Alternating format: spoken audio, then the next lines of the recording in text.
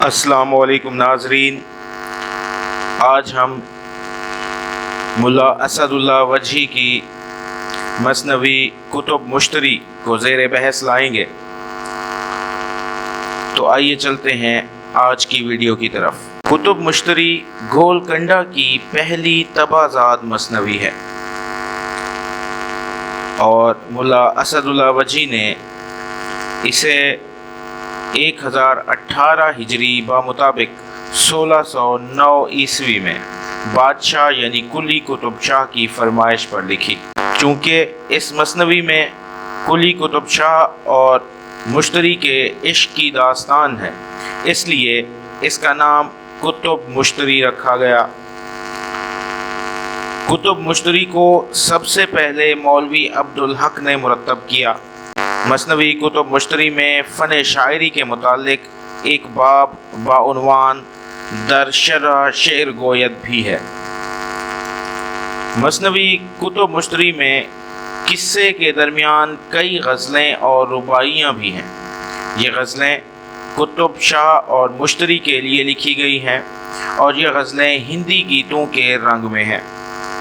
ملا وجہی نے کتب مشتری میں فرضی داستان کو بیان کیا ہے، لیکن حقیقی واقعہ اس سے مختلف ہے۔ اب ہم کرداروں کی پہچان کے بارے میں بات کریں گے۔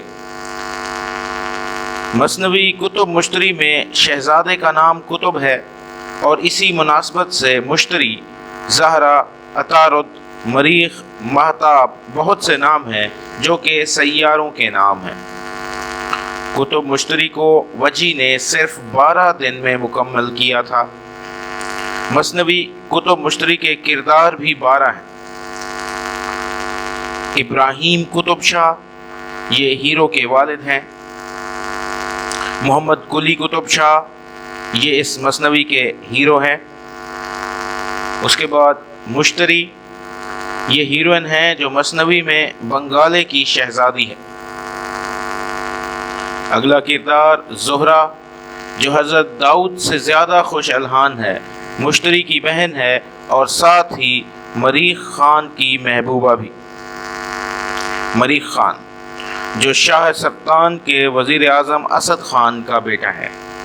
اگلا کردار عطارد ہے جو اپنے زمانے کا لاسانی مصور، ہیرو کا رازدار اور مشیر ہے، جس کی رہنمائی سے قطب شاہ اور مشتری کے درمیان کٹھن منزلیں طے پاتی ہیں۔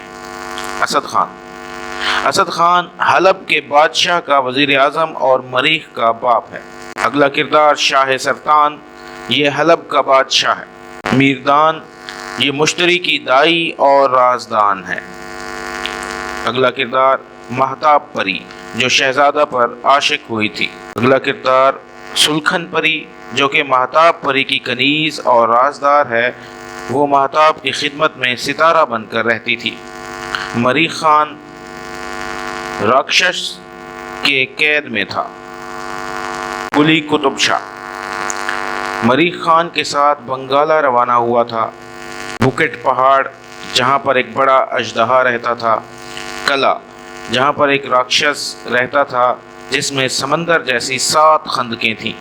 شہزادہ 12 افراد کو لے کر قلعہ کی طرف روانہ ہوا تھا۔ شہزادے نے خنجر سے اژدہے کو مارا تھا۔ شہزادہ اور عطارد سوداگر بن کر سفر پر روانہ ہوئے تھے۔ قطع گلستان جو پریوں کا علاقہ ہے، یہاں مہتاب پری شہزادے پر عاشق ہو جاتی ہے۔ شہزادہ نے مہتاب پری کو اپنی انگوٹھی نشانی کے طور پر دی تھی۔ مشتری عطارد کے ساتھ اپنی پسند کے سیاہ گھوڑے پر سوار ہو کر شہزادے سے ملنے گئی تھی۔ یہ تھی ہماری آج کی ویڈیو۔ کل انشاءاللہ نئے معروضی سوالات کے ساتھ حاضر ہوں گے۔ تب تک کے لیے اللہ حافظ۔